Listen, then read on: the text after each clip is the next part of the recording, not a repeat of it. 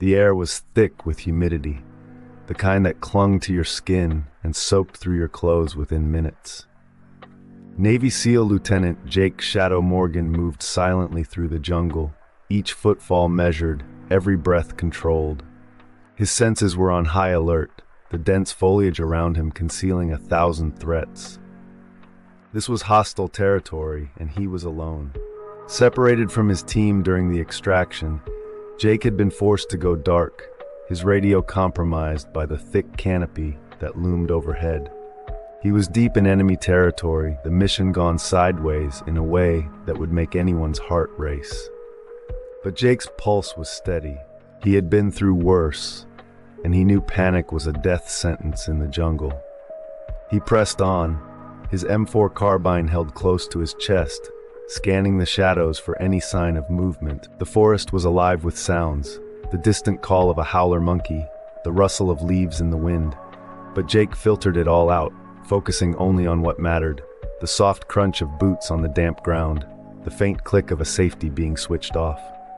He was hunting, and he was being hunted. As Jake moved through the jungle, memories of his father floated to the surface of his mind, unbidden. His father had been a Marine, a man who had served his country with honor and instilled in Jake a sense of duty from an early age. "Remember, son," his father had said, "the battlefield isn't just out there. It's in here too." He'd tapped his temple, emphasizing the importance of mental resilience, of keeping your mind sharp even when the world around you was falling apart. Jake had carried those lessons with him through every tour, every mission. His father's words had been his guide when he was pinned down by enemy fire in Fallujah, when he was crossing hostile waters in the dead of night. And now, as he navigated this green hell, they were more valuable than ever. His father's voice was a comforting echo in his mind, a tether to the world he had left behind. He thought of the old man, grizzled and tough, sitting on the porch of their family home back in Kentucky, waiting for his son to return. Jake had never let his father down, and he wasn't about to start now. The sound of voices up ahead snapped Jake out of his reverie. He dropped to a knee, blending into the undergrowth, his keen eyes searching for the source. 2 enemy scouts, clad in the tattered uniforms of the local militia, were moving through the jungle, rifles slung over their shoulders. They were speaking in low tones, oblivious to the danger lurking just feet away. Jake's grip tightened on his weapon, but he didn't raise it. Gunfire would draw attention, and he needed to stay hidden. He watched them for a moment, calculating his next move, his mind a whirlwind of strategy and precision. The 2 scouts were moving towards him, unaware of his presence. He couldn't risk them finding his trail. He had to eliminate the threat quickly and quietly. As they drew nearer, Jake made his decision. In one fluid motion, he slid his M4 onto his back and drew his combat knife. The cold steel felt familiar in his hand, an extension of himself. He was a shadow in the jungle, invisible and deadly.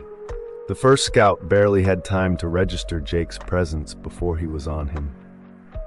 A quick, brutal strike to the throat with the edge of his hand crushed the scout's windpipe, cutting off any chance of a scream. The second scout started to turn, but Jake was faster. He slammed the hilt of his knife into the man's temple, then followed up with a knee to the ribs, driving the air from his lungs. The 2 men crumpled silently to the ground. Jake knelt over them, his breath steady, heart rate unchanged. He retrieved his knife and wiped it clean on the scout's uniform, then dragged the bodies into the undergrowth, covering them with leaves and debris. In the jungle, the dead were quickly reclaimed by nature. He took a moment to listen, ensuring there were no other enemies nearby. Satisfied, he continued on his way, every step bringing him closer to his team, or so he hoped. The first drops of rain began to fall, pattering softly against the leaves overhead. Within minutes, it turned into a torrential downpour, the jungle transforming into a steamy, dripping cauldron of sound and moisture. The rain was a mixed blessing. It would help mask his movement, but it also made the ground treacherous, the roots and rocks slick underfoot. Jake pushed on, ignoring the discomfort, his mind drifting back to thoughts of home. The rain reminded him of the summer storms in Kentucky, the ones that would roll in over the hills, soaking the fields and cooling the air. He remembered running through those fields as a boy, laughing as the rain poured down, his father watching from the porch with a rare smile on his face. His chest tightened at the memory. He hadn't been home in years. The demands of the Navy taking him to every corner of the globe. His father had understood. He'd always understood, but Jake knew that the old man was getting on in years. The thought of never seeing him again, of his father passing away while Jake was thousands of miles away, was a weight he carried with him constantly. He shook his head, forcing the thoughts away. This was no time for sentiment. He had a job to do, a mission to complete. But the nagging fear that this jungle might be his final resting place refused to let go. He pushed through it, just as he had always pushed through, focusing on the task at hand. The rain began to let up as dawn approached, the sky lightening from black to a deep, bruised purple. Jake had been moving through the jungle for hours, his legs burning with fatigue, but he pushed the pain aside. He knew he was close. He could feel it. The first rays of the sun broke through the canopy, casting long shadows on the forest floor. Jake paused, his instincts telling him to stop, to listen, and then he saw them, a glimpse of movement through the trees, the faint outline of figures moving stealthily through the undergrowth. His heart leaped. It was his team moving in his direction.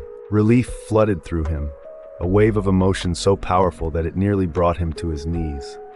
He had found them. He was going to make it. Jake stood up, waving his arm to signal to his teammates. "Over here," he called, his voice hoarse from hours of silence. The men turned, their eyes widening in recognition and joy as they saw him. But then, in the split second before he could take a step forward, there was a soft whiz and a thud.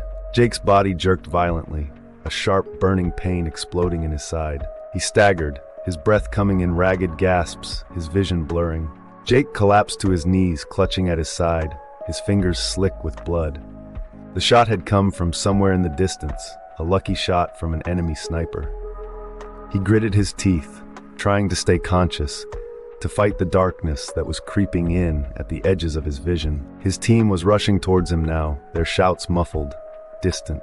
Jake's thoughts were a jumble, his mind struggling to process what was happening. He was going to die here, in this godforsaken jungle, thousands of miles from home. The thought of his father sitting on that porch, waiting for a son who would never return, tore at his heart. He thought of all the things he had wanted to say to the old man, all the unspoken words of love and gratitude. His father had given him everything, his strength, his courage, his unyielding sense of duty. And now, in his final moments, those lessons were all that were keeping him grounded, keeping him from slipping into despair. As the world began to fade, Jake's mind filled with the image of his father, his weathered face smiling as he looked out over the fields of Kentucky. The pain began to recede, replaced by a sense of peace, of acceptance. He had done his duty. He had lived by the code his father had taught him, and now he was ready to rest. The last thing Jake saw before the darkness claimed him was the sun rising over the jungle, the golden light filtering through the trees. And in that light, he saw his father, waiting for him, a figure of strength and love that had guided him through his life. Jake's breath became shallow, each inhale more labored than the last. He closed his eyes, a final, fleeting thought of home passing through his mind. And then there was only silence,